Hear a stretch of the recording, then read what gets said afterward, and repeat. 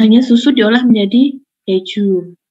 Tetapi beda lagi kalau nanti keju diolah menjadi produk lainnya ya, seperti topping untuk roti seperti itu. Nah itu nanti ternyata keju itu adalah bahan baku yang melalui proses pengolahan seperti itu. Kemudian betul yang disampaikan ini tidak ada namanya, ya, adanya NIM-nya ya, tidak melalui proses pengolahan bisa buahnya, buah, sayur bisa ya. Nah seperti itu, jadi bisa dibedakan ya antara bahan yang dia mengalami proses pengolahan dan juga bahan yang dia tidak mengalami proses pengolahan. Nah pada pengetahuan titik kritis produk halal ini, yang menyebabkan suatu bahan atau produk dianggap kritis itu adalah karena adanya proses pengolahan salah satunya. Nah, kemudian yang kedua, karena memang produk tersebut perlu ditelusuri ya syariat-syariatnya berdasarkan pada agama Islam. Nanti akan kita bahas lebih lanjut ya. Baik, saya masuk ya.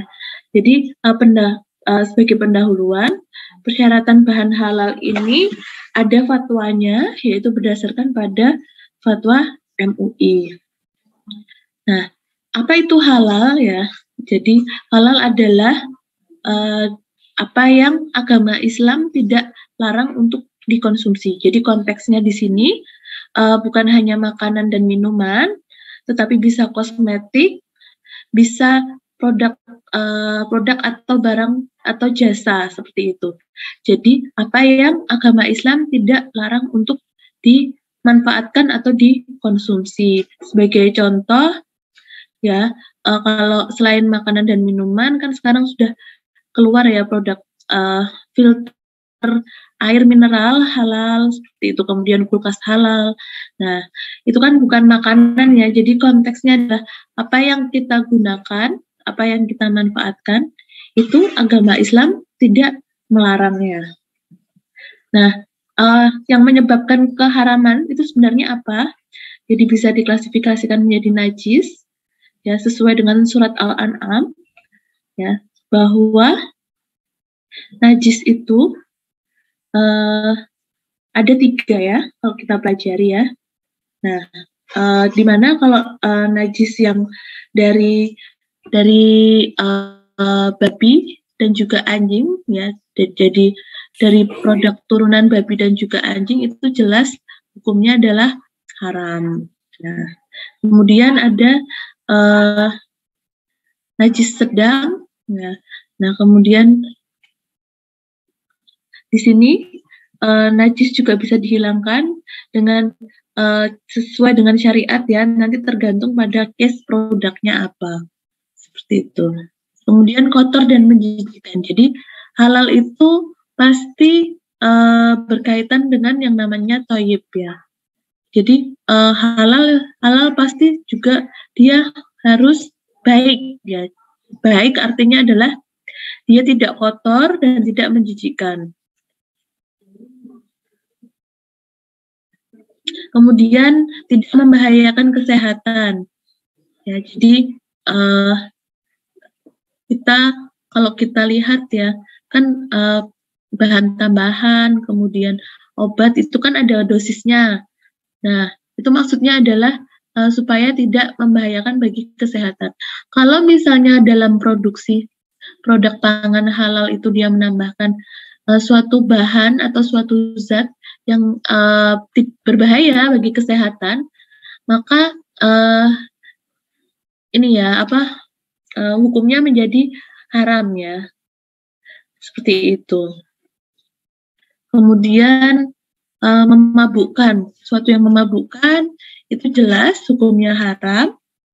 Nah, kalau kita berbicara dengan bahan berbahaya, ini kan sesuai dengan mazhab ya, jadi nanti disesuaikan dengan fatwa MUI misalnya di sini penggunaan alkohol. Jadi bisa dibedakan antara alkohol dengan khamr.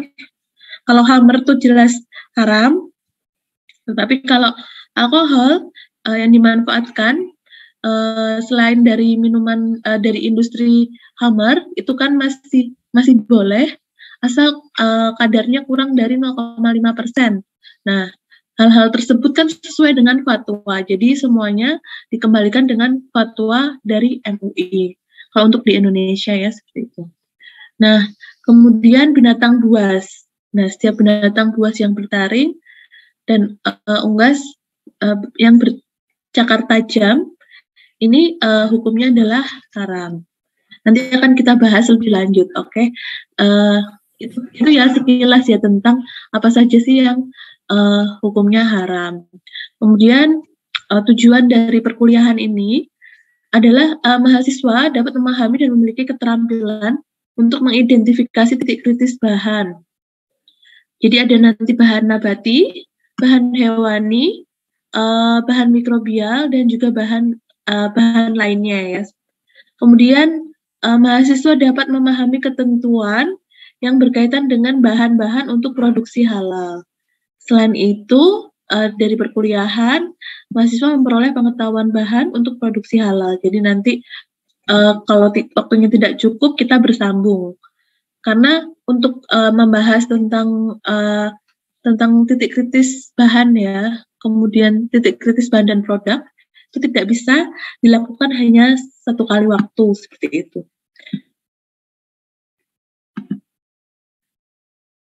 Baik, untuk identifikasi titik kritis, nah ini untuk asal bahan dibedakan menjadi beberapa kriteria, yaitu bahan atau produk hewani, bahan atau produk nabati, kemudian bahan atau produk mikrobial, dan bahan atau produk lain-lain, seperti mineral, sintetik, dan juga campuran. Nah, sebelumnya harus dipahami dulu pengertian dari bahan tidak kritis atau yang sering disebut dengan positive list, kemudian bahan kritis atau yang sering disebut dengan non-positive list ya. Nah, kalau kita bicara dengan bahan tidak kritis, ini merupakan kategori bahan yang sudah tidak diragukan lagi kehalalannya, sehingga tidak memerlukan dokumen pendukung untuk memastikan kehalalannya. Nah, biasanya bahan kritis itu terdapat pada SKLP POM MUI ya untuk yang lama. Kalau yang baru kan sekarang udah kepada peraturan pemerintah ya, peraturan pemerintah. Nah, nanti nomornya berapa? Saya juga masih belum mengetahui. Jadi nanti kita cari bersama. Untuk bahan tidak kritis ini, kalau peraturan yang baru ini ada pada peraturan pemerintah yang mana seperti itu. Kemudian untuk bahan kritis atau non-positive list, ini merupakan kategori bahan yang perlu dipastikan kehalalannya karena memiliki tahapan proses yang menyebabkan suatu bahan menjadi haram. Nah, ini dapat dibuktikan melalui penelusuran bahan dan dokumen pendukung berupa sertifikat halal. Jadi, gampangnya seperti ini. Kalau bahan tidak kritis itu sebagai contohnya adalah seperti buah-buahan, sayur, itu kan jelas ya. Kemudian ikan ya, bangkai ikan itu kan merupakan bahan tidak kritis yang di Al-Quran sudah dijelaskan bahwa hukumnya adalah produk-produk tersebut adalah halal. Tetapi di sini bahan kritis adalah bahan-bahan yang pertama, kemudian bahan yang mengalami proses pengolahan. Nah, itu merupakan bahan yang kritis ya, sehingga kita harus melakukan penelusuran dulu asalnya bagaimana sehingga produk tersebut hukumnya halal atau haram. Jadi produk halal ini hukumnya jelas ya, tidak ada yang istilahnya produk abu-abu, tidak ada. Tetapi ya kalau produk ini ada dua istilahnya, ada dua fatwa, yaitu halal atau haram. Sebenarnya seperti itu.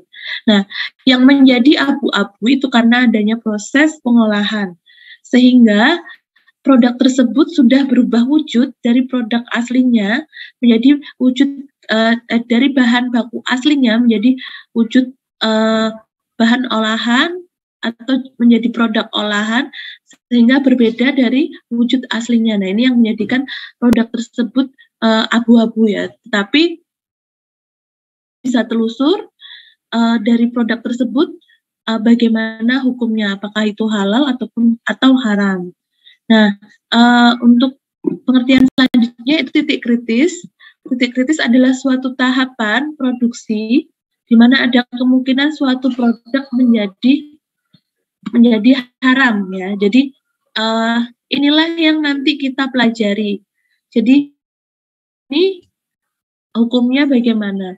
Karena ada suatu titik kritis ya. Karena ada kriteria bahan tadi, yaitu bahan positive list dan juga non positive list, kemudian menyebabkan bahan tersebut memiliki karena mengalami pengolahan sehingga bahan tersebut memiliki titik kritis ya. Nah, karena bahan tersebut memiliki titik kritis, jadi bisa jadi bahan tersebut menjadi bahan haram atau bahan halal. Nah, produk halal, pengertian produk halal adalah produk barang atau jasa yang terkait dengan makanan, minuman, obat, kosmetik, produk kimiawi, produk biologi, produk rekayasa genetika, serta barang gunaan yang dipakai, digunakan atau dimanfaatkan oleh masyarakat yang telah dinyatakan halal sesuai dengan syariat Islam. Bagaimana bisa dipahami ya mahasiswi sekalian? Bisa, Bu. Silakan. Oke. Silakan bisa bertanya melalui kolom chat ya, kalau ingin bertanya, atau bisa langsung raise hand seperti itu. Baik, sampai di sini. Kalau jelas, saya akan lanjutkan. Nah, kemudian tadi kan saya menjelaskan kalau bahan kritis itu harus dilengkapi dengan dokumen pendukung yang cukup. Nah, nanti sepertinya akan dijelaskan oleh Bu Imelda tentang sistem jaminan produk halal. Nah, di sini saya akan menyinggung sedikit ya. Jadi seperti sertifikat halal. Jadi misalnya kita mau membuat produk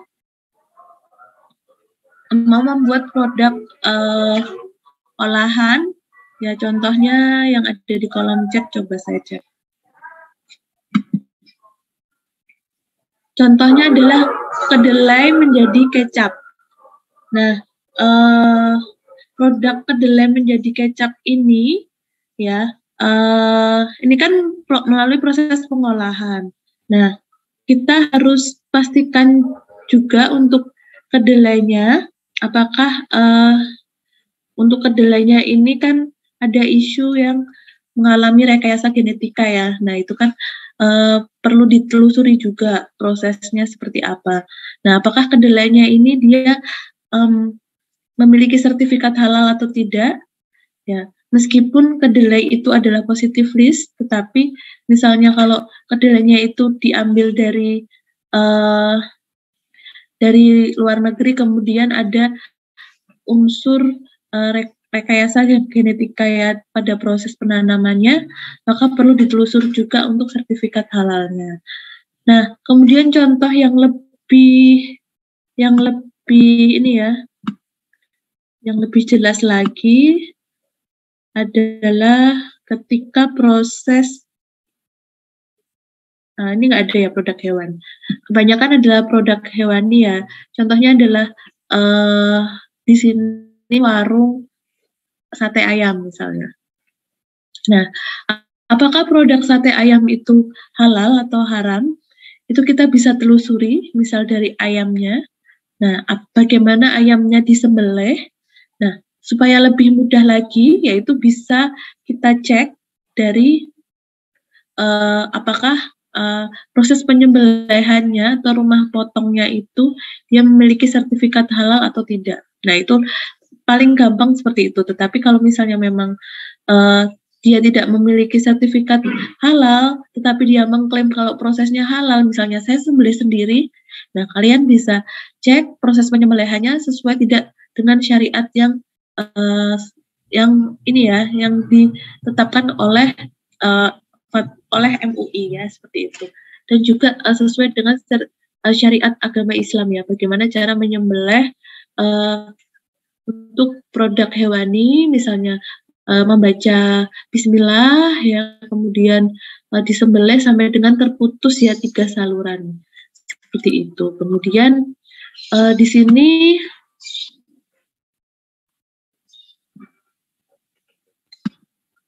ya jenis dokumen pendukungnya ya.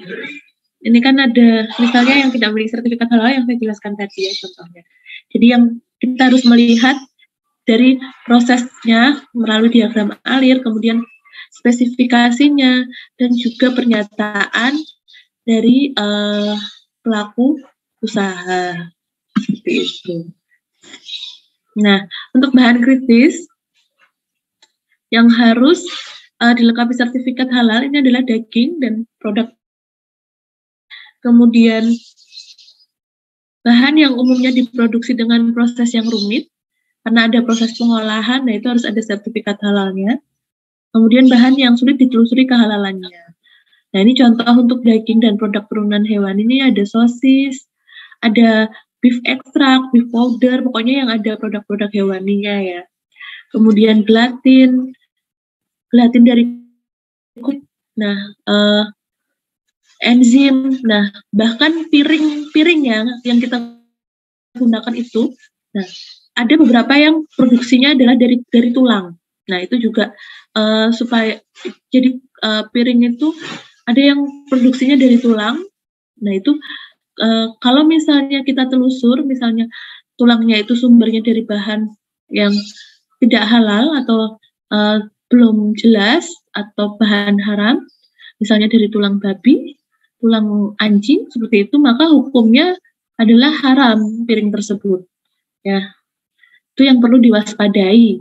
Kemudian di sini bahan yang umumnya diproduksi dengan proses yang rumit atau dalam jumlah yang besar, misalnya adalah proses pengolahan secara pabrik. Jadi kan kalau kita lihat kalau kita beli beli produk-produk yang sudah dikemas skala pabrik itu kan banyak yang sudah ada sertifikat halalnya. Nah itu adalah untuk make sure ya, untuk make sure bahwa produk mereka itu halal dan dibuktikan dengan sertifikat halal.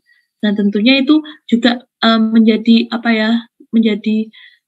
nilai tambah di mata konsumen, sehingga kita yakin ketika akan memanfaatkannya. Tapi ketika produk tersebut belum ada sertifikat halalnya dan dibuat dalam skala yang besar, kita harus hati-hati dan juga harus melihat komposisi yang digunakan apa saja. Karena jika ada komposisi seperti flavor, fragrance ya, seasoning dan juga vitamin, nah itu perlu ditelusur juga ya untuk proses-proses dari flavor dan juga seasoning yang digunakan itu apa.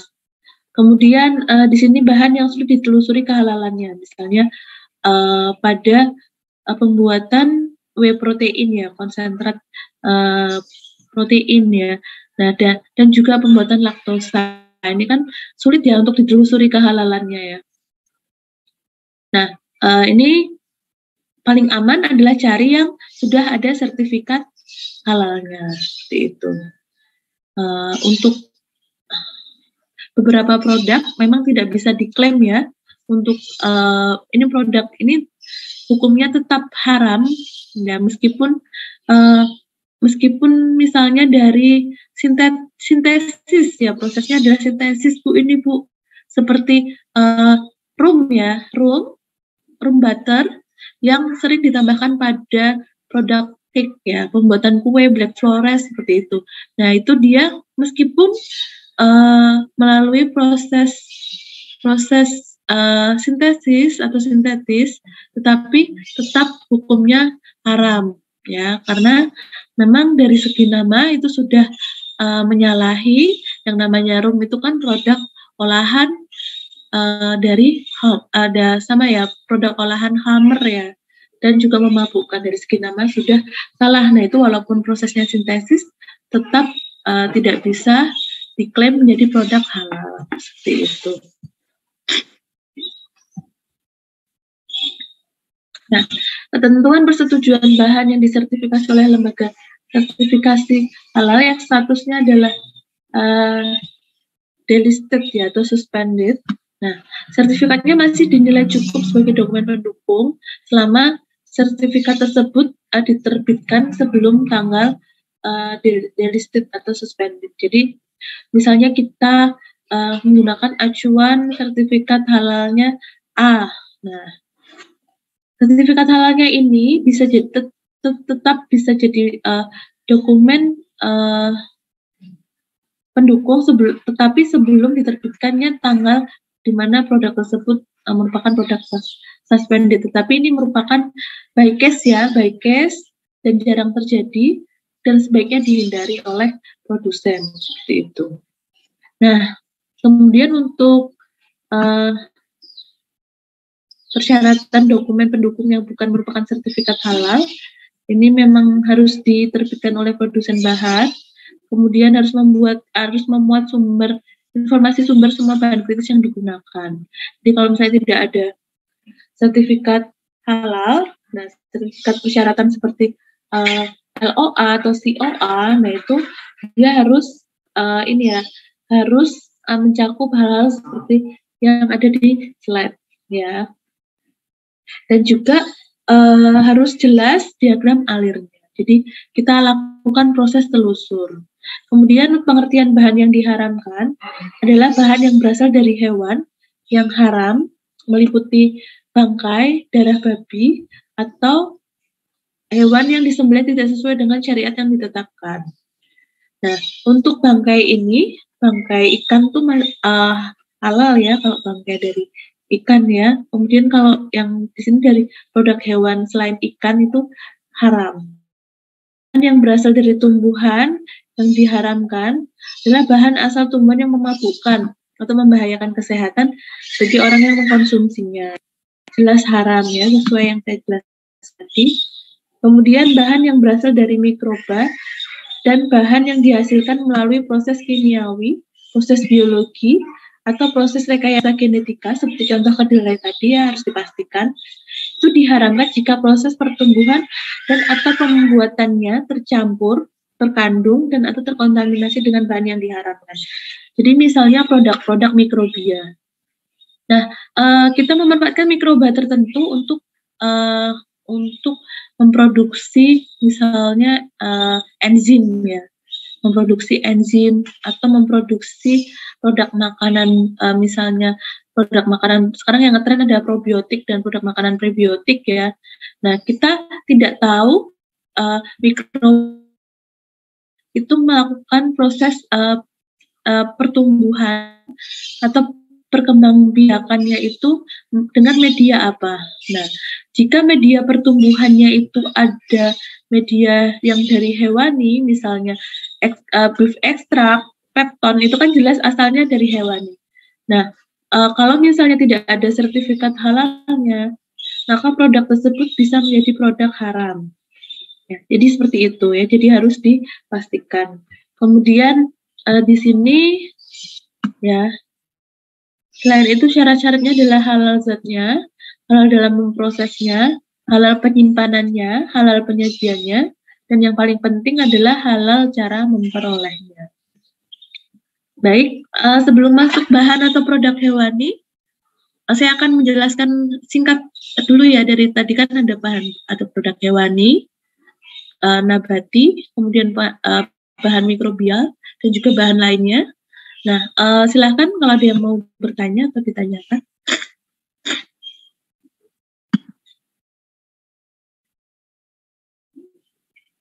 Jadi ini kita berkuliah sampai pukul 9 ya. Nanti kalau tidak selesai kita lanjutkan minggu depan.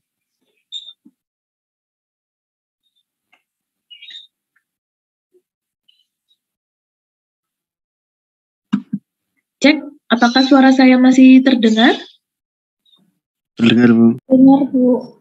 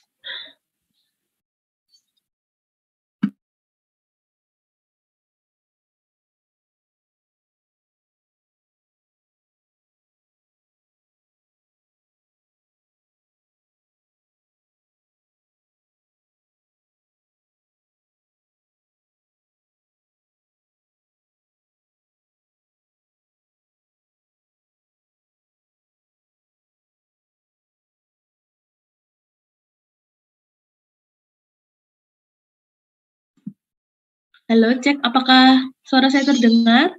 Kemudian tadi yang saya sampaikan putus-putus atau lancar, saya diberitahu ya kalau misalnya memang terkendala, misalnya putus-putus seperti itu. Jelas, Bu. Oke. Lancar, Bu. Bu, izin bertanya, Bu. Ya. Siapa ya? 035 ini siapa? Oh iya, maaf belum Tidak ada fotonya, kemudian 035. Ya, silahkan. Bu, kan tadi bisa diharapkan produk atau bahan itu bisa diharamkan dari itu ya, interaksi apa sih sama dari reaksi-reaksi kimia itu. Kalau misalnya itu bahan yang diharamkan itu cuma buat katalis gitu terus diambil, atau ya misalnya kayak enzim gitu, itu titik kritisnya kok bisa jadi titik kritis gimana? Bukan cuma sebagai katalis gitu kan, nggak ikut jadi produk. Oke, baik. Jadi memang produk-produk mikrobial itu rawan ya, mikrobial, kemudian rekayasa genetika, produk enzim itu memang rawan karena kita harus tahu sumbernya dulu. Jadi kita tuh kalau berbicara tentang produk halal, itu kita harus melalui proses telusur ya. Sebentar Pak Isya, sebentar. Saya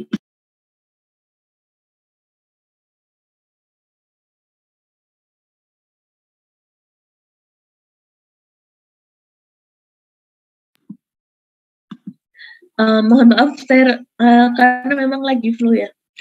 Oke, untuk produk seperti mikrobial, enzim, melalui rekayasa genetika itu kita harus menelusuri sumbernya, karena pada hakikatnya produk halal itu adalah jelas.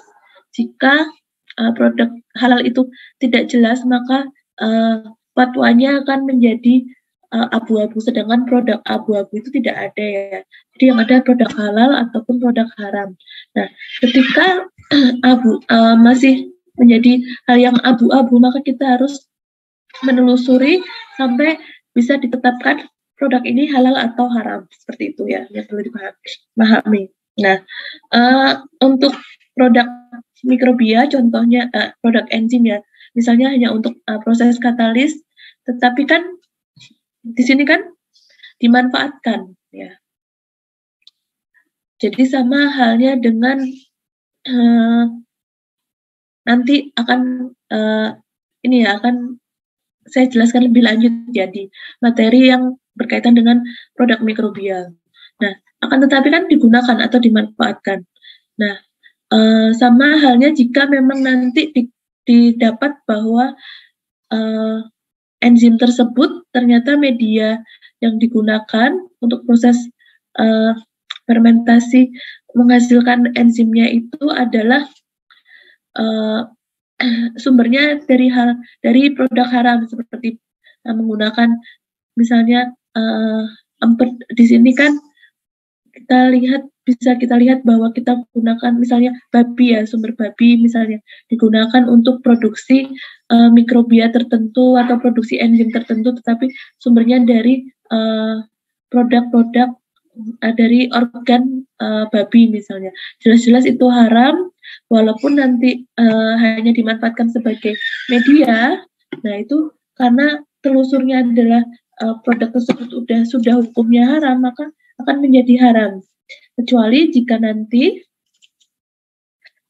misalnya produk tersebut ya sudah ditelusur, ternyata produk tersebut prosesnya adalah dari produk atau bahan yang halal ya, kemudian tetapi dia kemasukan najis yang lain ya, misalnya kemasukan kotoran atau dia masih bercampur dengan darah atau bercampur dengan urin, nah itu masih bisa dimurnikan, masih bisa dibersihkan. Tetapi kalau sumbernya sudah haram, itu yang tidak bisa sudah tidak bisa walaupun melakukan proses pensucian ya, misalnya dibersihkan atau dimurnikan, tetap hukumnya adalah haram, seperti itu Faiz. Nanti akan kita bahas lagi di bagian yang bahan mikrobial. Ibu, terima kasih. Iya, sama-sama. Ini ada lagi pertanyaan.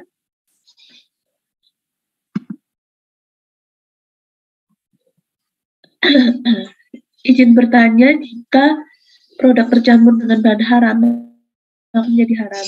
Nah, jika pada proses apa ini? Siapa yang bertanya ya, silahkan disampaikan langsung mungkin. Jika pada proses pengemasan tercampur dengan alkohol, namun alkohol difungsikan sebagai bahan sterilisasi kemasan, bagaimana? Oke, baik. Jadi ketika produk tersebut, misalnya ya kita sudah produksi banyak, kemudian tercampur dengan najis atau produk halal. Nah, itu produk yang terkena langsung dengan najis atau produk halalnya tersebut bisa dipisahkan antara produk yang tidak tercampur, seperti itu contohnya.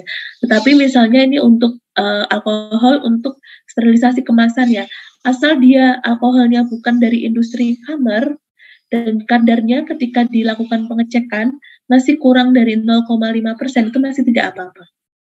Seperti itu ya. Yang bertanya siapa tadi?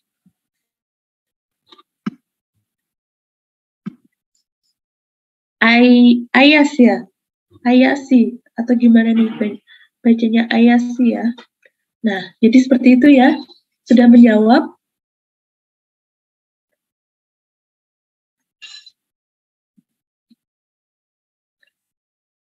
Baik, saya lanjutkan untuk share screen ya.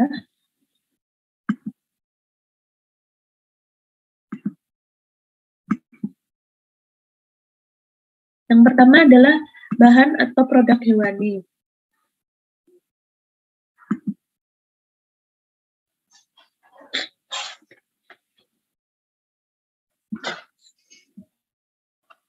Oke, baik. Untuk bahan atau produk hewani ini kita bisa identifikasi dulu titik kritis bahan hewaninya. Misalnya di sini susu, telur, ikan. Apakah ada proses pengolahan? Jika ada, maka termasuk dalam titik kritis. Jika tidak ada, maka bukan titik kritis. Jadi susu, telur, ikan itu sudah jelas hukumnya halal atau yang sering kita sebut dengan positive list ya, asal dia tidak mengalami proses pengolahan. Jika ada proses pengolahan, misalnya telur diolah menjadi bubuk telur, kemudian ikan diolah menjadi makanan kaleng. Nah, itu kita harus melakukan telusur dulu, apakah proses tersebut halal atau haram, seperti itu. Kemudian untuk daging dan hasil samping seperti lemak, tulang, kulit. Nah, ini apakah daging dan hasil samping berasal dari hewan halal? Ini juga harus ditelusuri. Jika tidak, maka haram. Jika iya, nah, masih ada pertanyaan ya, apakah hewan disembelih sesuai dengan syariat Islam? Ya, dan memiliki sertifikat halal atau lembaga yang diakui MUI. Jika tidak, maka misal tidak memiliki sertifikat halal, maka tidak boleh digunakan. Di sini jika tidak disembelih sesuai dengan syariat, maka tidak boleh digunakan. Tetapi jika disembelih sesuai dengan syariat, namun tidak memiliki sertifikat halal, ini juga ada pertanyaan lanjutan nanti ya. Kemudian jika disembelih sesuai dengan syariat dan memiliki sertifikat halal untuk proses penyembelihannya, maka bisa digunakan ya. Kalau misalnya dia ada pengolahan lanjutan, maka tidak bisa bukan tidak bisa digunakan ya, tapi masuk ke dalam titik kritis ya. Jadi harus ditelusuri lagi proses penyembelihannya bagaimana jika memang tidak memiliki sertifikat halal. Kemudian di sini dan juga proses pengolahan lanjutannya bagaimana. Misalnya di sini produknya di rumah potong itu dia setelah dipotong masak, kemudian dibiarkan saja ya sampai dengan ada lalat, kemudian pokoknya setiap penyembelihan tidak ada dibiarkan saja, kemudian di sini sampai dengan ada yang produsen membeli. Nah, kemudian ada yang produk setelah disembelih kemudian dilakukan proses pengolahan lanjut, misalnya disimpan beku atau dilakukan proses penggilingan. Nah, itu perlu ditelusuri lagi proses pengolahannya seperti apa.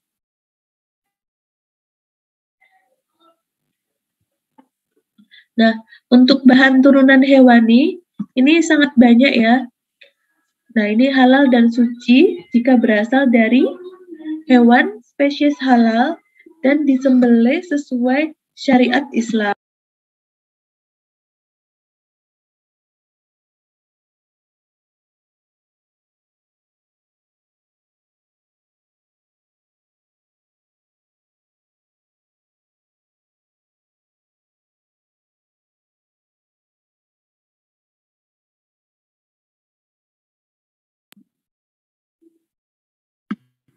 Baik, gitu ya. Jadi halal dan suci jika berasal dari hewan spesies halal dan disembelih sesuai syariat Islam.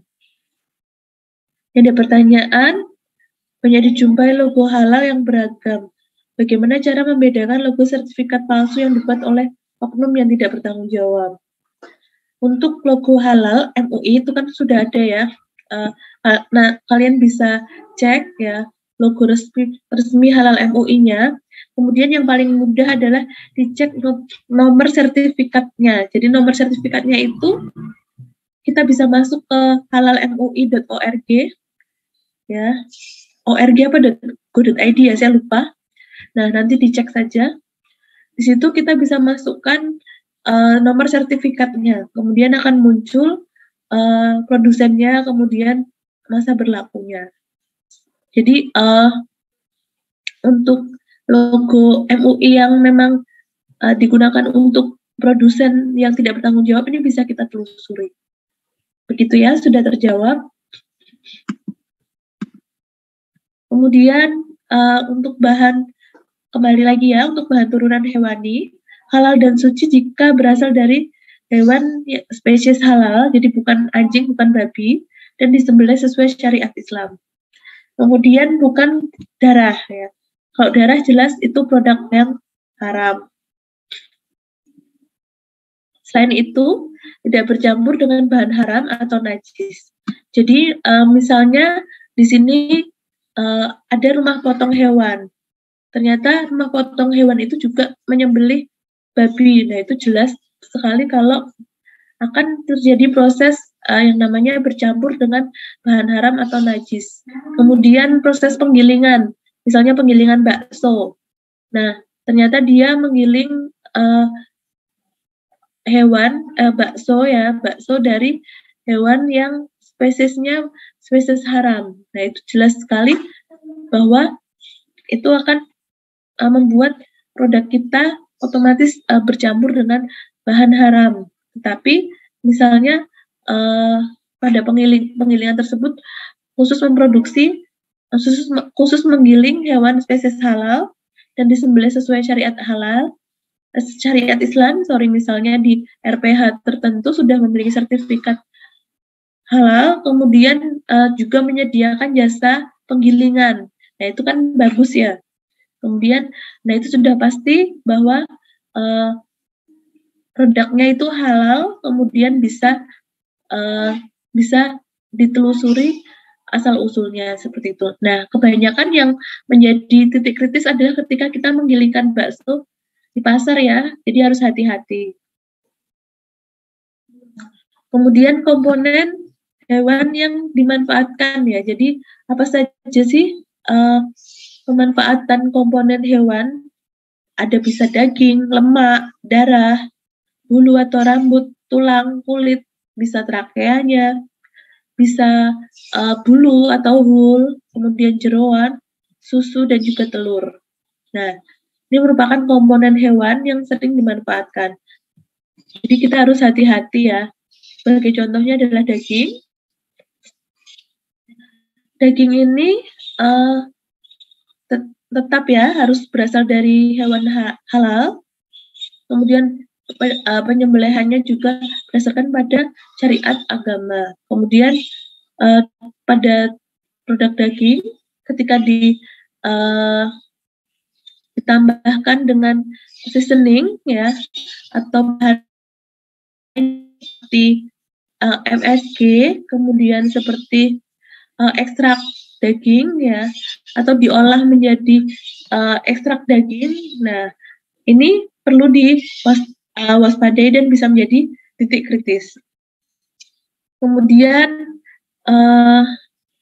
agen penambah flavor ya, ini juga sumbernya ini sangat kompleks, jadi perlu ditelusuri. Ini bisa dimanfaatkan juga menjadi pengemulsi ya. Ketika diproduksi dengan menambahkan pengemulsi atau produk daging ini ditambahkan pengemulsi ya untuk menstabilisasi dari teksturnya. Nah, ini bisa dalam bentuk mono dan juga digliserida. Sumbernya bisa dari lemaknya, bisa dari enzim lipase. Nah, ini juga perlu diwaspadai ya. Kemudian menggunakan bahan-bahan hewani lainnya seperti laktosa, gelatin. Nah, ini juga perlu diwaspadai karena sumbernya perlu kita cek kembali. Nah, seperti contohnya adalah enzim lipase ini. Nah, enzim lipase ini kita harus tahu sumbernya diproduksi lipase dari hewan apa. Nah, ini harus jelas seperti itu. Kemudian selain itu ada casing ya. Casing ketika produk daging ini diolah menjadi sosis contohnya, maka dia akan dibungkus oleh casing. Nah, ada yang namanya casing alami dan ada yang namanya casing sintetis ya.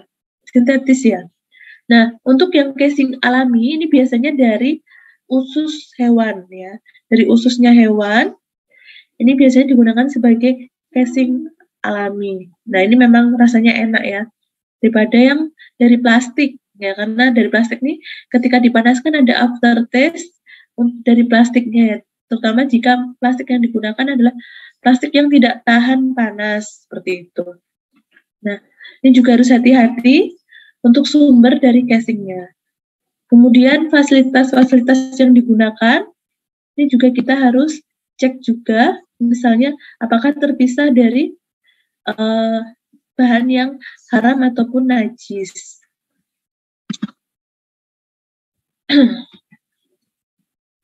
Ya. Nah, ini contohnya ya, banyak sekali produk hewani dan sudah tidak asing lagi ya. Nah, ini beef misalnya sudah melalui proses pengolahan. Nah, kita harus cek juga misalnya dipotong menjadi short plate ya, sekarang yang lagi ngetren ya. Nah, itu kan alat yang digunakan untuk memotong itu juga kita harus pastikan bebas dari hal yang najis ataupun yang haram.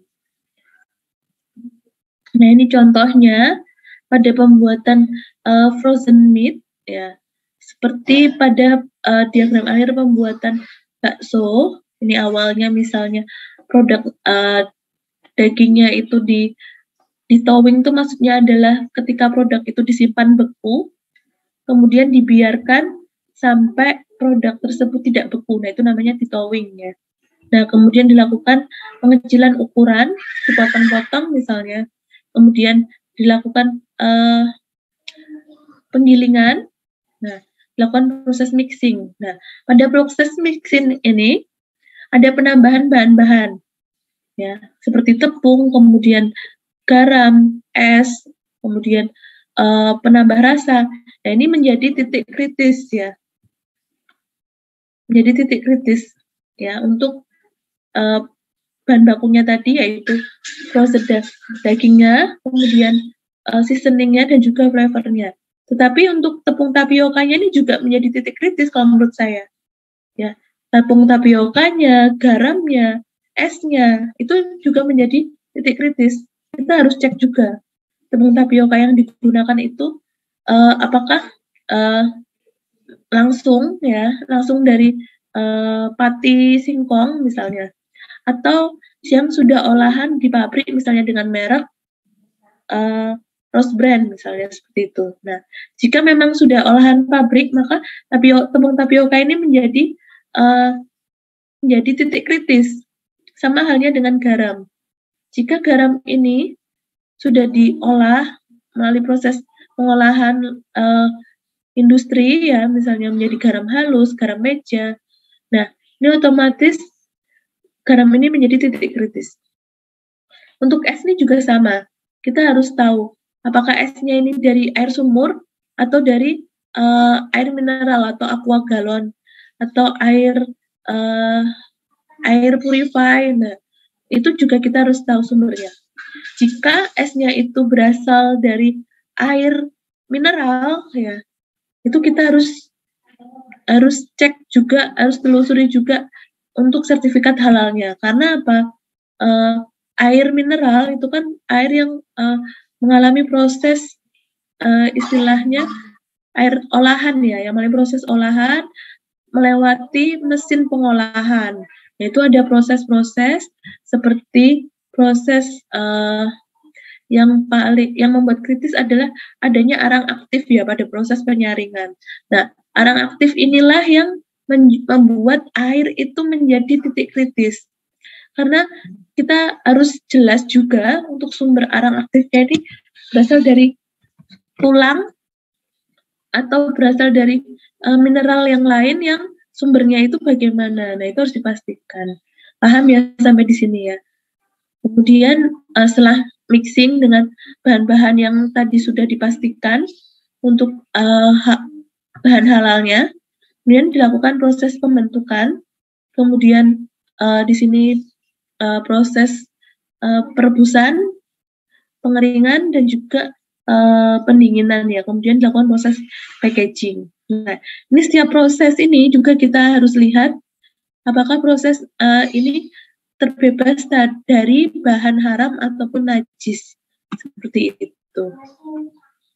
Bisa dipahami ya untuk frozen meat bakso tadi ya terlihat simple, tapi ternyata kita banyak hal-hal yang harus dipastikan lagi untuk produk tersebut halal atau haram. Jadi sekarang setelah berkuliah tentang kimia bahan atau produk halal, harapannya adalah mahasiswa bisa lebih hati-hati, lebih aware lagi ketika mau makan ya, ketika mau makan, kemudian mau menggunakan produk-produk tertentu, nah itu perlu lebih aware lagi karena ini nantinya berkaitan dengan yang dijelaskan Bu Imelda kemarin ya. Kalau misalnya kita mengkonsumsi barang haram, itu efeknya di tubuh itu kerasa ya, jadi misalnya malas beribadah, kemudian kan mengalir ya di darah ya. Nah itu efeknya kemarin sudah banyak dijelaskan oleh Bu Imelda dan saya rasa saya tidak perlu menjelaskan lagi. Tapi pada dasarnya perlu ditelusuri seperti itu ya. Baik, apakah ada pertanyaan?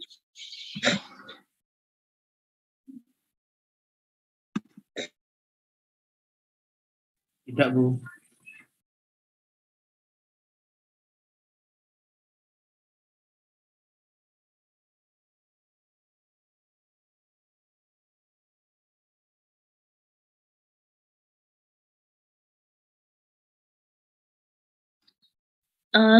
Karena waktu sudah jam menunjukkan pukul 9, ya mungkin kita bisa lanjutkan minggu depan. Ini ada yang bertanya ya, kenapa minuman keras di Indonesia yang notabene haram namun lulus uji BPOM, dan apa ini? Dan ada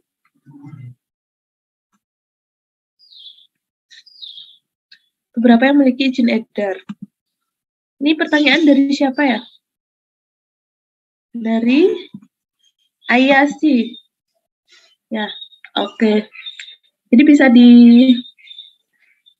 bisa dibedakan ya, izin edar, izin BPOM, dan juga sertifikat halal. Ini berbeda ketiganya, tapi yang pasti minuman keras ini tidak akan mendapatkan izin halal MUI, ya. Walaupun produsennya, misalnya produsen minuman keras tersebut memproduksi minuman yang zero alkohol, ya.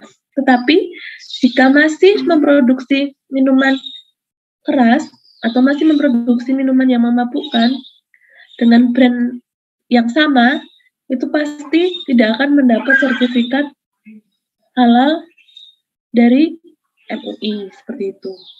Nah, namun mungkin bisa dapat izin edar dan juga BPOM, karena berkaitan dengan kalau izin BPOM kan jelas ya, pastinya lebih kepada bagaimana produk tersebut aman atau tidak untuk dikonsumsi. Nah, kalau izin edar kan juga jelas, dia izin untuk istilahnya untuk beredar untuk memproduksi produk tersebut. Nah, kan jelas ya keduanya, tidak menyinggung halal dan haram. Sehingga bisa saja suatu produk itu mendapatkan izin BPOM, izin edar seperti MD ya. Nah, tetapi untuk sertifikat halal dia tidak bisa. Apakah bisa menjawab untuk Ayasi?